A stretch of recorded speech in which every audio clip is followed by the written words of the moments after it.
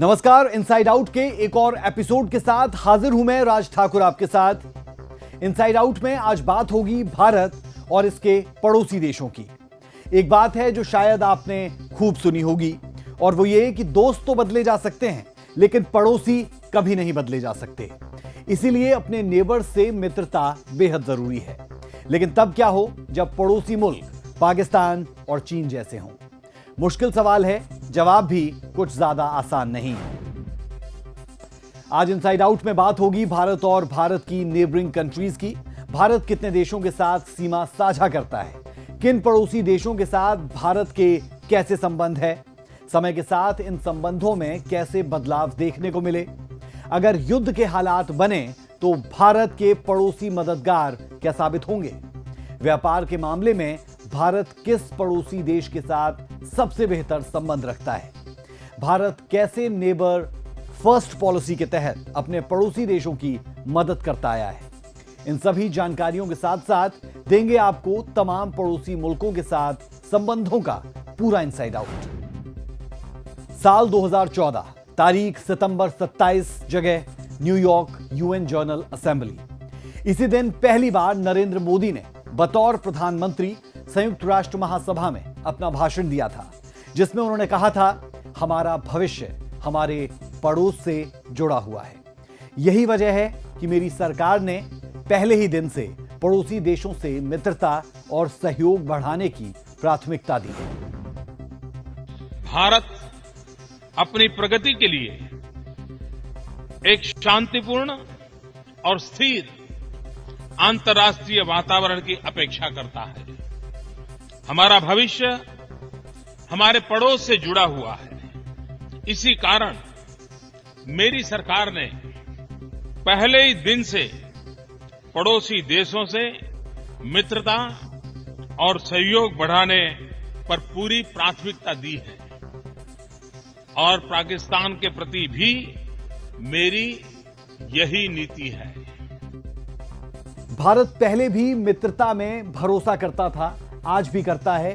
वो अलग बात है कि विकसित हो रहा भारत कई देशों की आंखों की लगातार किरकिरी बना हुआ है।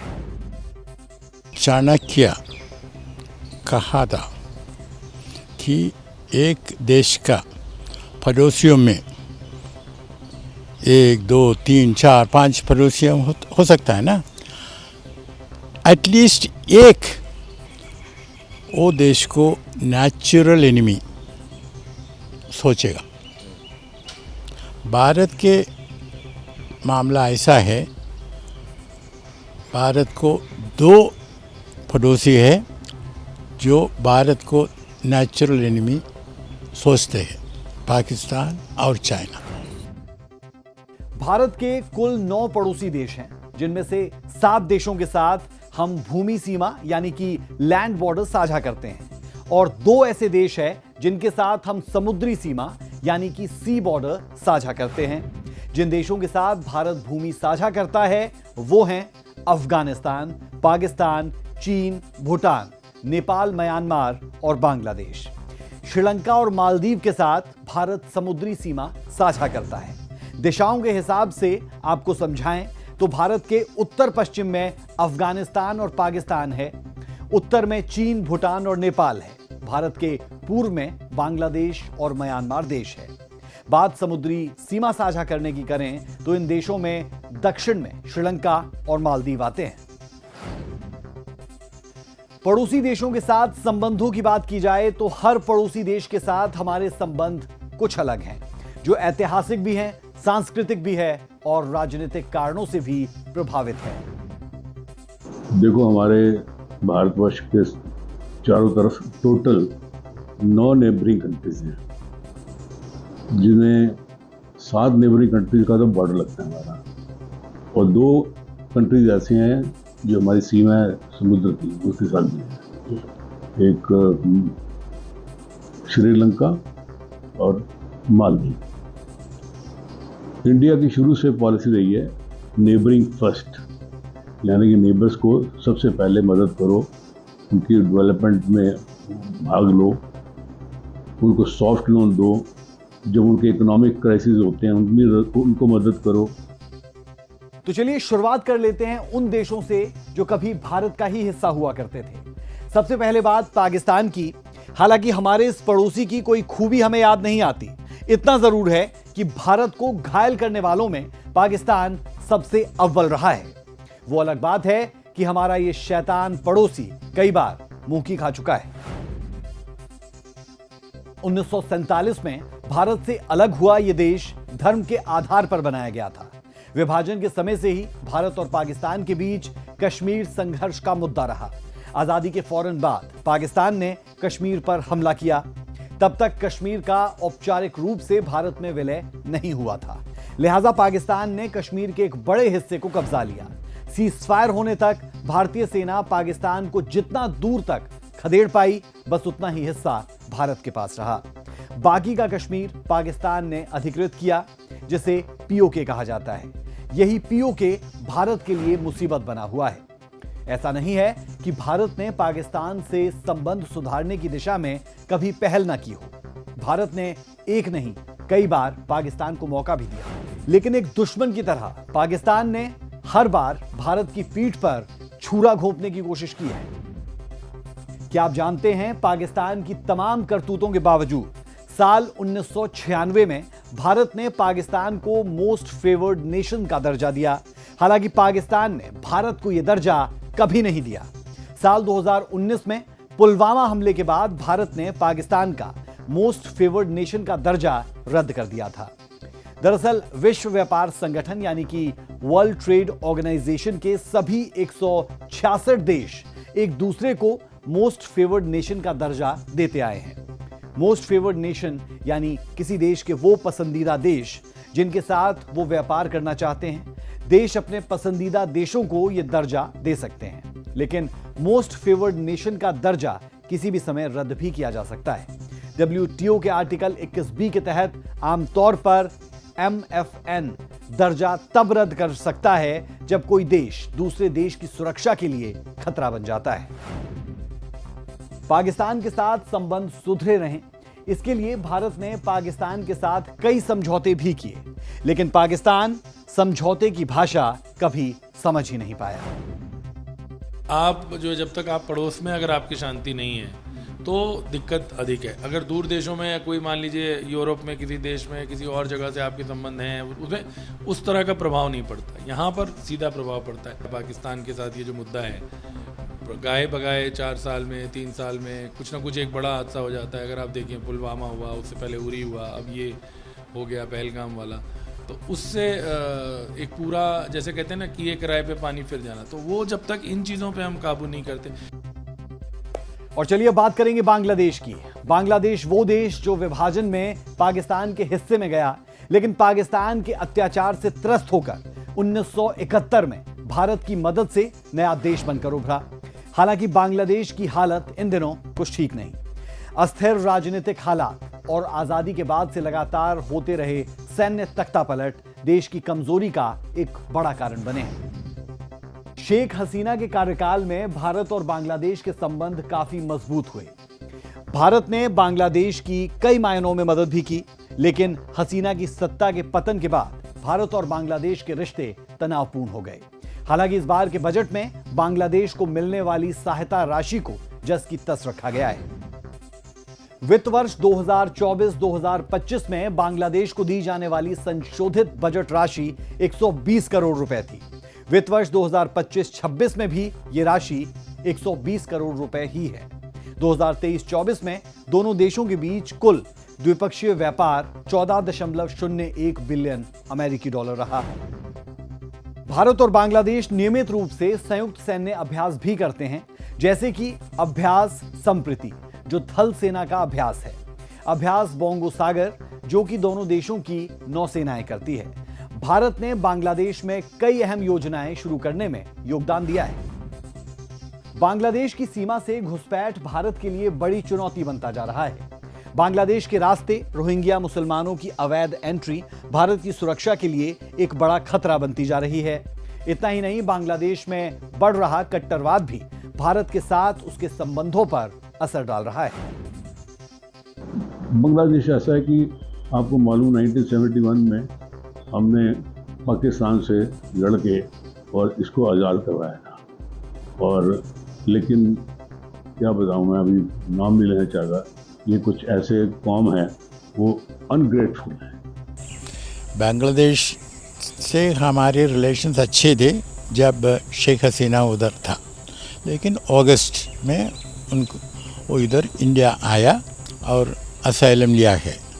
अभी हमारा रिलेशंस बांग्लादेश से अच्छा नहीं है और हम ये समझ में रखना है कि ISI पाकिस्तान का इंटर सर्विस इंटेलिजेंस और चाइना बहुत काम कर रहे हैं बांग्लादेश में, क्योंकि क्या के लिए इंडिया विरुद्ध फोर्सेस को शक्तिकरण के लिए। तो हम ये समझ में रहेगा और ये हमारा इंटरेस्ट है जितना जल्दी बांग्लादेश से हमारा रिलेशंस डीएस्केलेशन करना है और अच्छा रिलेशंस और रिन्यू करना है। और चलिए बात कर लेते हैं भारत भूटान संबंधों की। भूटान की सीमाएं भारत और चीन दोनों देशों के साथ लगती है। इसी वजह से ये देश भारत के लिए सुरक्षा की दृष्टि से बफर स्टेट की तरह काम करते हैं। साल 2017 में हुआ डोकलाम गतिरोध तो आपको याद होगा ही। इस विवाद में भूटान की अहम भूमिका रही। भारत और चीन के बीच डोकलाम गतिरोध के दौरान भूटान ने चीनी घुसपैठ का विरोध करने के लिए भारतीय सैनिकों को अपने क्षेत्र में प्रवेश करने की अनुमति देने में महत्वपूर्ण भूमिका निभाई थी। भारत ने भूटान को डिफेंस इंफ्रास्ट्रक्चर, टेक्नोलॉजी जैसे कई सेक्टर्स में बेहद मदद की है। सामान्य भाषा में कहें तो भारत और भूटान के बीच गहरी दोस्ती है जो हर स्तर पर इसे और मजबूत करती है। दक्षिण एशिया में ये करीबी एक दूसरे की समृद्धि के लिए, क्षेत्रीय स्थिरता के लिए भी नींव का काम करती है। भारत की नेबरहुड फर्स्ट नीति के तहत भूटान को सहायता पोर्टफोलियो का सबसे बड़ा हिस्सा दिया जाता है। भारत ने 2025-26 के बजट में भूटान के लिए 2150 करोड़ रुपए का प्रावधान किया। भारत भूटान को इंफ्रास्ट्रक्चर, पनबिजली परियोजनाओं और आर्थिक सहयोग से जुड़ी परियोजनाओं के लिए लगातार मदद देता है। हालांकि भूटान और चीन के बीच विवादित सीमा पर चीन की बढ़ती उपस्थिति ने भारत की चिंता बढ़ा दी है। भारत और भूटान के बीच 699 किलोमीटर लंबी सीमा है जो काफी हद तक शांतिपूर्ण रही है। भारत भूटान का सबसे बड़ा व्यापारिक भागीदार है जिसका भूटान के कुल आयात और निर्यात में 80% से ज्यादा का योगदान है। और चलिए अब बात कर लेते हैं चीन की। भारत का वो पड़ोसी जो आज के समय में अमेरिका से भी मजबूत माना जा सकता है। चीन की यही मजबूती भारत के लिए परेशानी का सबब भी बनी हुई है। चीन एशिया का सबसे बड़ा देश है और सीमाएं कई दिशाओं से लगती है। चीन की विस्तारवादी नीति से इसके सभी पड़ोसी परेशान हैं। भारत में कश्मीर के एक बड़े हिस्से पर चीन कब्जा किए बैठा है जिसे अक्साई चीन कहा जाता है। चीन की चालबाजी से पूरी दुनिया वाकिफ है।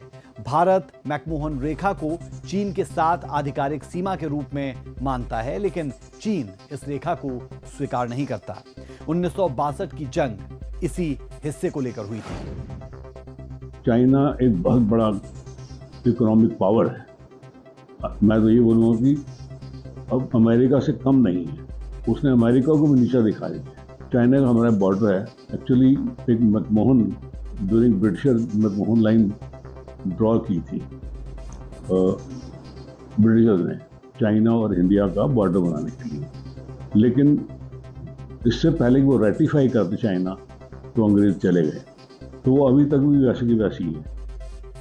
सीमा विवाद से इतर भारत के साथ चीन के संबंधों की बात करें तो वर्तमान में दोनों देश आर्थिक, राजनीतिक और वैश्विक कूटनीति में अहम भूमिका निभा रहे हैं। आर्थिक दृष्टि से दोनों देशों के बीच व्यापारिक संबंध तेजी से बढ़े हैं। भारत और चीन दोनों ही देश विश्व की सबसे तेजी से बढ़ने वाली अर्थव्यवस्थाओं में से एक है। दुनिया की टॉप 10 इकोनॉमीज की बात करें तो चीन जहां दूसरे पायदान पर है, वहीं भारत ने भी हाल ही में चौथी बड़ी अर्थव्यवस्था के रूप में बड़ी छलांग लगाई है। दोनों देशों के बीच व्यापारिक संबंध पिछले 2 दशकों में बढ़े हैं। हालांकि ट्रेड बैलेंस के मामले में चीन भारत से आगे ही है। औद्योगिक और तकनीकी रूप से देखें तो भारत का बाजार चीन पर निर्भर करता है। ऐसे में भारत को इसे कम करना होगा और इनोवेशन को बढ़ावा भी देना होगा। भारत इसके लिए make in India, local for vocal जैसी नीतियां लगातार लेकर आ रहा है। आत्मनिर्भर भारत की ओर कदम बढ़ा रहा है। पिछले कुछ सालों में भारत और चीन के बीच वैश्विक मंचों पर सहयोग देखने को मिला है, फिर वो ब्रिक्स समिट हो, शंघाई सहयोग संगठन हो या फिर G20। सीमा विवाद का तनाव चीन के साथ शुरुआत से ही है। हालांकि इसे लेकर भी दोनों देश काम कर रहे हैं, लेकिन चालबाज चीन कब बदल जाए कहा नहीं जा सकता। चाइना भी लगातार जो है वो हमारे लिए, बल्कि अगर आप किसी भी सुरक्षा विशेषज्ञ से पूछेंगे, वो लोग यही कहते हैं कि जो असली थ्रेट है आने वाले समय में वो चीन ही है हमारे लिए, चाइना ही है। तो निश्चित ही भारत को अपनी सीमाओं की रक्षा के लिए भारत समर्थ है और भारत की सेनाएं भी समर्थ हैं और सारी चीज़ें हैं, लेकिन सतर्क रहने की तो ज़रूरत रहती है, क्योंकि वो हमेशा अपना एक चाइना का तो विस्तारवादी नीति है, वो चाहे आप ताइवान में देख लीजिए या आप तिब्बत में देख लीजिए, सारी जगह। चलिए बात कर लेते हैं अफगानिस्तान की। अगस्त 2021 में अफगानिस्तान की सत्ता बदली और बदले भारत के साथ रिश्ते भी। काबुल की सत्ता में तालिबान के आने के बाद पहली बार भारत और अफगानिस्तान के बीच 16 मई 2025 को राजनीतिक स्तर पर बातचीत हुई, जब भारत के विदेश मंत्री एस जयशंकर ने अफगानिस्तान के कार्यवाहक विदेश मंत्री से फोन पर बातचीत की और पहलगाम हमले की निंदा करने के लिए उन्हें धन्यवाद दिया।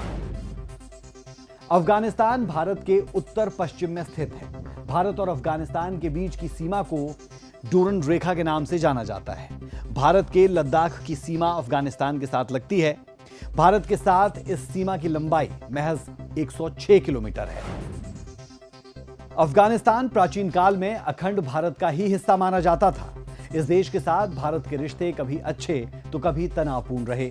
18वीं सदी में पहला कॉन्फ्लिक्ट तब सामने आया जब ब्रिटिशर्स ने अफगानिस्तान को रूस के खिलाफ एक बफर स्टेट बना दिया। 1973 में जब अफगानिस्तान एक गणराज्य बना तो भारत ने एक दोस्त की तरह उसे फौरन मान्यता दी। ये दोस्ती 1996 तक चली, जब तालिबान का उदय हुआ और अफगानिस्तान ने एक दुश्मन का रूप ले लिया। दरअसल तब तालिबान एक कट्टरपंथ लड़ाकू संगठन के नाम पर बना था, जिसकी जड़ें पाकिस्तान में थी। भारत के लिए दूरी बनाने के लिए यह वजह काफी रही। दिसंबर 1999 के बाद सब बदल गया। काठमांडू से दिल्ली आ रहा एक भारतीय विमान हाईजैक कर लिया गया। पाकिस्तान से जुड़े आतंकी इसे अगवा कर कंधार ले गए। तालिबान की मौजूदगी और उनके छुपे समर्थन के डर से भारत इस मामले में सीधी कार्रवाई नहीं कर पाया और भारत को अपने नागरिकों के बदले में 3 खतरनाक आतंकियों को छोड़ना भी पड़ा। साल 2021 में जब अमेरिका अफगानिस्तान से अपना सब कुछ समेट कर निकला तो एक बार फिर तालिबान काबुल की सत्ता में लौट आया। हालांकि इस बार भारत ने वेट एंड वॉच की नीति अपनाई। बैकडोर से बातचीत की खबरें विश्व बाजार में जरूर उड़ी, लेकिन भारत ने इससे इनकार किया। 8 जनवरी 2025 को भारत के विदेश सचिव विक्रम मिस्री ने अफगानिस्तान के कार्यवाहक विदेश मंत्री से मुलाकात की थी। भारत ने पिछले साल यानी 2024-25 के बजट में अफगानिस्तान के लिए पहले 200 करोड़ रुपए का प्रावधान किया था, लेकिन संशोधित बजट में यह राशि घटकर 50 करोड़ रुपए कर दी गई। लेकिन अब वित्त वर्ष 2025-26 के बजट में इसे बढ़ाकर 100 करोड़ रुपए कर दिया गया। आगे रास्ता कैसा होगा इसके बारे में फिलहाल कुछ भी कहना जल्दबाजी होगी। चलिए बात करते हैं नेपाल की, भारत के साथ नेपाल के संबंध की। नेपाल एक लैंडलॉक्ड देश है जो पूरी तरह से भारत, चीन और तिब्बत से घिरा हुआ है। नेपाल की 1770 किलोमीटर सीमा भारत के साथ लगती है। भारत और नेपाल के बीच खुली सीमा है, जिसका मतलब है कि दोनों देशों के नागरिक बिना वीजा या पासपोर्ट के एक दूसरे के साथ देशों में यात्रा कर सकते हैं। भारत और नेपाल के बीच 1950 की भारत नेपाल शांति और मैत्री संधि के तहत विशेष संबंध स्थापित किए गए थे। इसके तहत भारत ने नेपाल की संप्रभुता को मान्यता दी और दोनों देशों ने सुरक्षा, व्यापार और नागरिकों की स्वतंत्र आवाजाही पर सहमति जताई। दोनों देशों में हिंदू धर्म और बौद्ध धर्म सांस्कृतिक और धार्मिक संबंधों को मजबूत करता है। भारत नेपाल का सबसे बड़ा व्यापारिक भागीदार है। भारत नेपाल को कई सामान निर्यात करता है, जैसे पेट्रोलियम उत्पाद, मोटर वाहन और मशीनरी। हाल के दिनों में नेपाल पर चीन का असर बढ़ा है, लेकिन भारत नेपाल के साथ लगातार संबंध सुधारने की कोशिश में लगा है। वित्त वर्ष 2024-25 में नेपाल के लिए संशोधित बजट 700 करोड़ रुपए का था। वित्त वर्ष 2025-26 में भी इसमें कोई कटौती नहीं की गई और इसे 700 करोड़ रुपए ही रखा गया। अब बात भारत और म्यांमार के संबंधों की, जो कि लगभग 2000 वर्ष पुराने माने जाते हैं। बौद्ध धर्म की उत्पत्ति भारत में हुई और ये म्यांमार में प्रमुख धर्म बना। भारत और म्यांमार के बीच लगभग 1643 किलोमीटर लंबी अंतर्राष्ट्रीय सीमा है, जो मिजोरम, मणिपुर, नागालैंड और अरुणाचल प्रदेश से लगती है। म्यांमार भारत की एक्ट ईस्ट पॉलिसी और नेबरहुड फर्स्ट नीति का हिस्सा है। म्यांमार में बड़ी संख्या में भारतीय मूल के लोग रहते हैं, विशेषकर तमिल, बंगाली और गुजराती समुदाय। भारत ने म्यांमार को 1948 में स्वतंत्रता मिलने के बाद तुरंत मान्यता दी। तब से अब तक म्यांमार के साथ संबंध ठीक ठाक रहे। भारत ने म्यांमार के लिए सहायता राशि को 400 करोड़ से घटाकर 350 करोड़ रुपए कर दिया। हालांकि ये कटौती ऐसे समय में की गई जब म्यांमार में सैनिक शासन है और विद्रोहियों में संघर्ष चरम पर है। हालांकि म्यांमार में सशस्त्र संघर्ष की वजह से भारत के नॉर्थ ईस्ट में अशांति फैलने की आशंका को लेकर भारत सतर्क है। कुछ ही समय पहले भारत ने भारत म्यांमार सीमा पर आवाजाही को सीमित करने के लिए कड़े नियम बनाए हैं। व्यापार संबंधों की बात करें तो भारत और म्यांमार के बीच व्यापार और निवेश लगातार बढ़ रहा है। भारत म्यांमार से दालें, लकड़ी, समुद्री उत्पाद इंपोर्ट करता है, तो वहीं दवाइयां, स्टील, कृषि उपकरण एक्सपोर्ट किए जाते हैं। म्यांमार में भारत ने इंफ्रास्ट्रक्चर में निवेश किया है, जिसमें Kaladan multi modal transit transport project, Bharat Myanmar Thailand त्रिपक्षीय राजमार्ग परियोजनाएं शामिल हैं। दरअसल चीन का म्यांमार में बढ़ता प्रभाव भारत के लिए रणनीतिक चिंता का विषय है। चीन म्यांमार को आर्थिक सहायता दे रहा है। दोनों देशों के बीच व्यापार और निवेश भी पिछले कुछ समय से लगातार बढ़ा है। वर्ल्ड पॉलिटिक्स में यह चर्चा है कि चीन म्यांमार की राजनीतिक अस्थिरता में की रोल प्ले कर रहा है। और चलिए अब बात करेंगे उन दो पड़ोसियों की जिसके साथ भारत अपनी समुद्री सीमा शेयर करता है। ये दो पड़ोसी देश हैं श्रीलंका और मालदीव। पहले बात श्रीलंका की। श्रीलंका के साथ संबंध कुछ ऐसे कि भारत और श्रीलंका के बीच समुद्री सीमा महज 30 किलोमीटर लंबी है। ये तमिलनाडु के तट से लेकर श्रीलंका के उत्तरी तट तक फैली हुई है। दोनों देशों के बीच पेट्टानक्कल की सीमा निर्धारित है ताकि मछुआरे एक दूसरे के क्षेत्र में एंटर ना हो। दोनों देशों के बीच इस समुद्री क्षेत्र को लेकर कई समझौते, कई करार हुए हैं, जो मत्स्य पालन, व्यापार और सुरक्षा को लेकर बनाए गए हैं। भारत और श्रीलंका के बीच व्यापार, निवेश और पर्यटन जैसे क्षेत्रों में मजबूत आर्थिक संबंध बताए जाते हैं।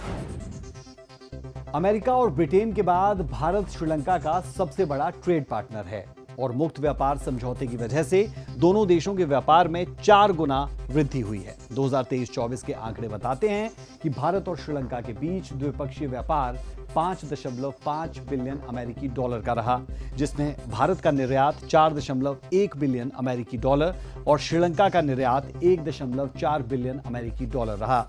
भारत श्रीलंका में प्रत्यक्ष विदेशी निवेश यानी कि FDI में सबसे बड़ा रोल प्ले करता है। इस बार के बजट में भारत ने श्रीलंका को दी जाने वाली सहायता राशि 300 करोड़ रुपए को बरकरार रखा है। हाल के दिनों में श्रीलंका ने भारत से अपने रिश्ते सुधारने की कोशिश की है। श्रीलंका के राष्ट्रपति अनुराग कुमार दिसानायके दिसंबर 2024 में ही भारत दौरे पर आए थे। तो चलिए श्रीलंका के बाद अब बात मालदीव के साथ संबंधों की कर लेते हैं। भारत और मालदीव हिंद महासागर में एक लंबी समुद्री सीमा साझा करते हैं जो लगभग 1000 किलोमीटर की है।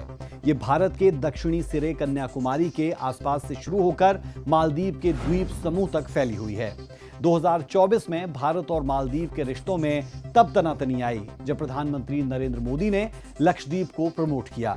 मालदीव के कुछ मंत्रियों ने इसे लेकर भारत को टारगेट किया। हालांकि बहुत जल्द मालदीव को यह समझ आ गया कि ये तेवर उसके लिए ठीक नहीं है। बहरहाल इसके बाद मालदीव की ओर से भारत से बात की गई और तब से संबंध सुधार पर काम जारी है। दरअसल मालदीव के राष्ट्रपति मोहम्मद मुइजू का झुकाव चीन की ओर होने की वजह से भारत से मालदीव के रिश्ते खराब होने शुरू हो गए थे, लेकिन मालदीव अब इसे ठीक करने की ओर बढ़ रहा है। मालदीव के राष्ट्रपति मोहम्मद मुइजू 2024 में 6 से 10 अक्टूबर तक भारत के आधिकारिक दौरे पर भी आए थे। वित्त वर्ष 2025-26 के बजट में नेबर फर्स्ट पॉलिसी के तहत भारत ने 470 करोड़ की वित्तीय मदद को बढ़ाकर 600 करोड़ रुपए कर दिया है। पाकिस्तान और चाइना के बीच में एक डीप नेक्सस है। अभी चाइना भूटान को और नेपाल को थोड़ा टिल्ट करने के लिए कोशिश कर रहा है। चाइना ने किया मालदीव्स में, लेकिन भारत ने वो रेस्टोर किया। चाइना श्रीलंका में भी किया, लेकिन भारत वो भी रेस्टोर किया है। लेकिन न सोचना है कि ये रेस्टोरेशन एवरलास्टिंग है। हम कांस्टेंट विजिल चाहिए। तो ये थी भारत की उसके पड़ोसी मुल्कों के साथ आपसी संबंधों की पूरी तस्वीर। पाकिस्तान भी अगर आतंक से तौबा कर ले तो ये निश्चित है कि भारत उसे भी गले लगाने को तैयार है। लेकिन मानवता के दुश्मन से हमारा कोई संबंध नहीं। ऑपरेशन सिंदूर के बाद आतंकिस्तान के लिए पीएम मोदी ने यह बात साफ कर दी है। रही बात चीन की, तो वो एक ऐसा पड़ोसी है जिसे चाहे न चाहे वो आपके आसपास रहने वाला है। संबंध अच्छे ना भी हों, लेकिन बिगड़े ना, बस इसी पर भारत का जोर। भारत के पड़ोसियों पर बात करते हुए विंस्टन चर्चिल का एक कोट याद आता है, जो लोग कभी अपनी राय नहीं बदलते वो कुछ भी नहीं बदलते। और कौटिल्य यानी कि चाणक्य भी यही कहते हैं, राजनीति में कुछ भी स्थायी नहीं होता, बस फायदा स्थायी होता है। यानी मुद्दे की बात ये कि जिसमें देश का भला वही सबसे अच्छा। इनसाइड आउट में आज के लिए इतना ही। फिर होगी मुलाकात एक नए विषय के साथ। अभी के लिए मुझे और मेरी पूरी टीम को दीजिए इजाजत। नमस्कार।